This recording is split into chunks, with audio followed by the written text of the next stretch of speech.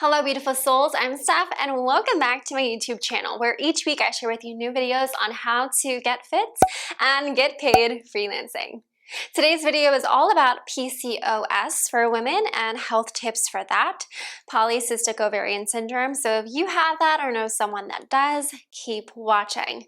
All right, if you haven't yet watched last week's video, pause and go check it out. You are not going to regret it. And if you haven't yet subscribed to this channel, hit the subscribe button below so that you can stay up to date on when new videos drop each week. All right, I think that's it. Drum roll, please. Let's get into today's topic of PCOS.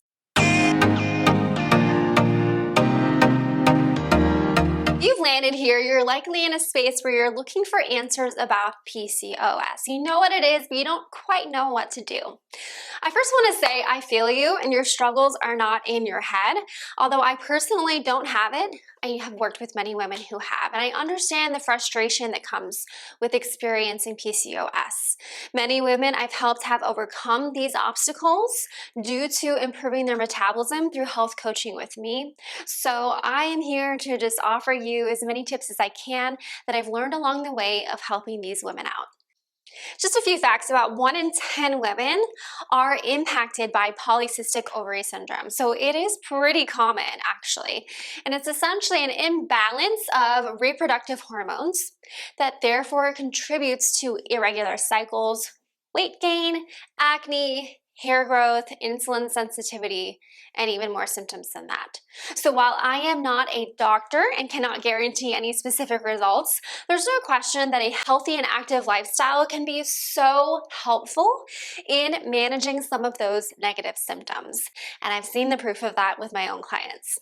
You see, weight loss as little as 5% is a key strategy for improving their hormone imbalances by reducing those insulin levels and reducing testosterone. So let's talk about what causes weight gain in women who have PCOS.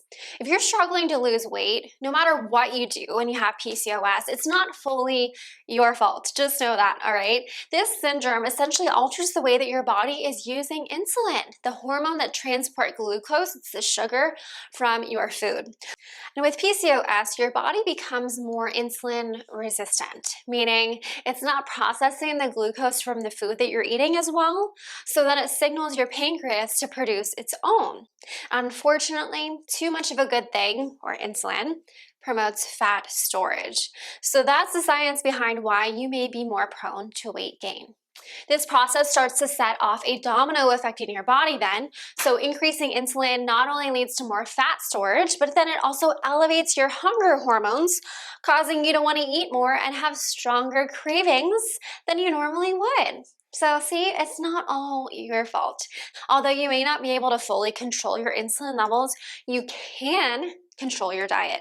And this is the key #1 strategy for managing PCOS is diet control. I know it's a little confusing and hard to notice all of these signs on your own. I get it, but luckily I've worked with so many women in my Fit by Design one-on-one coaching program where we're able to dive deep and align their mind, body, and soul with their health goals. So when you become so in tune with who you are and how your body is operating from the inside out, it does become much easier to manage those hunger cues and cravings. It does. So if you're ready to take control of your body and learn more about what you can do with your diet, then comment below or go to stephdoworth.com/coaching to learn more about how I might be able to help you through health coaching, specifically to help you with managing your PCOS. All right, so let's go into detail about how you can manage your nutrition. While there is no specific diet for PCOS, there are a handful of general methods for eating that can help support your body. First off, managing insulin and blood glucose levels is one of the best things that you can do if you have PCOS. As we talked about earlier, PCOS is altering the way that your body produces insulin. So if you can find a way to keep those levels at a steady state, it may help you feel better.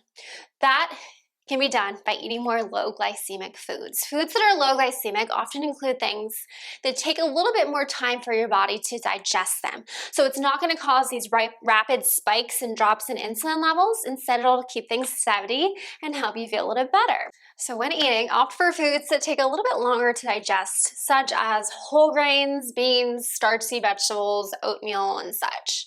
In addition, foods with higher fat content like nuts, olive oil, nut butter, salmon, they will all take a little longer for your body to digest and break down. Here's one more bonus tip.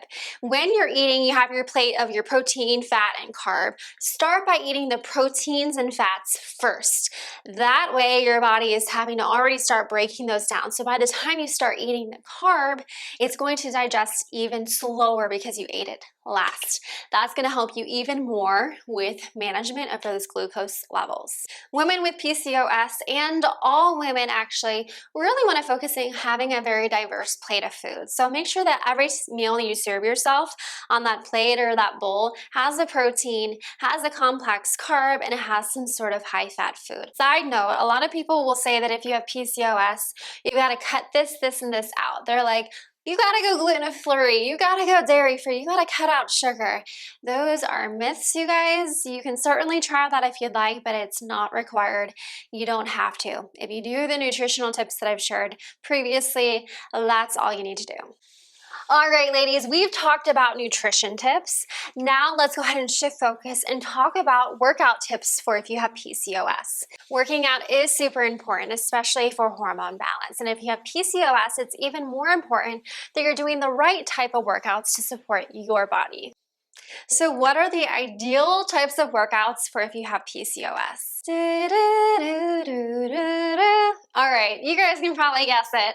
Strength training is going to be the #1 most effective workout for women with PCOS because building muscle is your friend. An increase in muscle mass from strength training and lifting weights a few days a week can help combat that insulin sensitivity that you have and increase your metabolic rate. You're going to burn more calories at rest if you have more muscle mass on your body. So ladies, get to lifting, get strong. Plus, lifting weights can also support bone density. There have been many studies that have shown that women with PCOS often have a lower mineral density because of their estrogen deficiency and mismanaged insulin levels. So if you can lift and put on more muscle, you're going to be much better off. Besides strength training, you could also do some cardio like HIIT or high intensity interval training. Due to the intense nature of HIIT, plenty of glucose is needed to perform the super high intensity short workout.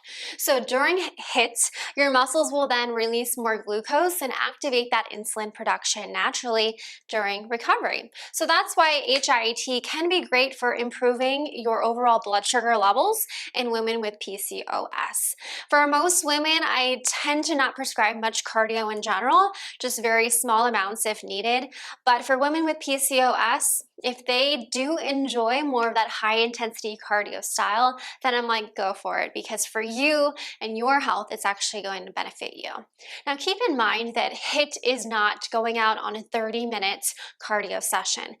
If you're properly performing HIIT, you're only literally going to last like 5 to 10 minutes. You're going to be so exhausted if you're truly giving it 100% of your effort to go full out sprinting, full out biking as fast as possible at a high resistance. Like you are giving it everything to the point where as soon as you finish that HIIT workout, you're exhausted. You feel like you need to lay down, and it takes a lot for your body to recover from that.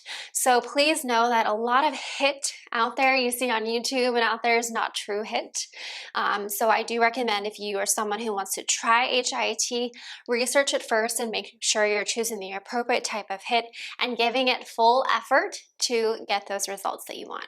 So as I said, only if you really love that high intensity sort of cardio and have PCOS do I recommend doing that HIIT. Otherwise, for most women, I just work on improving their NEAT and their steps. NEAT stands for non-exercise activity thermogenesis, but it's essentially just the things that you do throughout the day, just walking from one room to the next, fidgeting, doing your hair, doing the laundry. It's like the things that aren't that formal exercise or that formal going out on a walk. walk, that is neat. So for most women, just getting in a little bit more neat or steps or just movement throughout the day can be super beneficial. So if you're just starting out on your fitness journey, you don't really know where to start, and you don't want to just go immediately into doing HRT, then just focus on getting in more movement each day. Neat accounts for things like walking to the mail, taking the stairs instead of the elevator, parking a little farther away from the store, cleaning the house, any other just random like movements throughout the day. Take a more active approach versus a passive and lazy approach. And for most people that live a sedentary lifestyle, simply being more aware of those things throughout the day can make a huge difference in how you feel, increase your needs, and therefore improve your metabolism. Maybe you have a goal of going out on a walk after each meal. That has been shown to improve blood sugar metabolism compared to just sitting for long periods of time, which makes sense, right? When our muscles are contracting and our heart rate is elevated, our body is better able to manage our blood sugar and insulin levels, which is why exercise and movement is so important for PCOS. All right, ladies, so let's go ahead and wrap up. We've talked a lot about PCOS today and the main things you can do for your nutrition and training to better manage PCOS, get better control of your weight, and live a healthier lifestyle. I know some of this information can be a little bit science-based and a little bit confusing, but I do want to celebrate you just for being here, for listening, for absorbing this information. You are on the right track, and overall, focusing on just an overall healthier lifestyle is going to pay off for you in the end. Please know that you don't have to go it alone. All right, just reach out to your doctor or reach out to a health coach like me who is knowledgeable on PCOS, and we can help you develop that consistent and customized health routine that's only built for you. I'm a true believer that when it comes to health, we have to take a holistic approach. I would never hire someone just to send me workouts and be like, good luck, see you later. No, when it comes to coaching with me in the Fit by Design coaching program, I am all about really getting to know you on a deeper level. Who are you?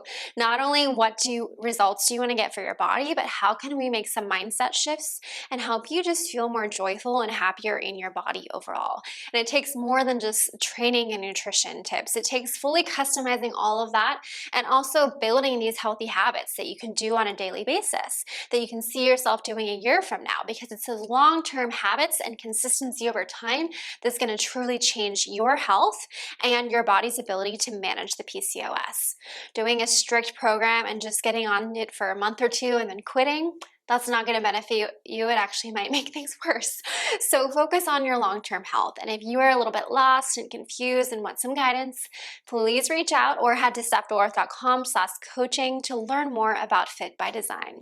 All right, you guys, that's it for today. Thank you so much for watching, and I hope you found this episode helpful. I'm always looking for ideas to do on more Get Fit episodes. So if you have any fitness-related questions, drop them in the comments below, and I will make that the topic for my next video here.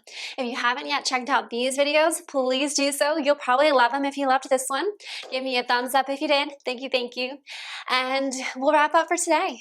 Thank you so much for being here. And as always, peace and love.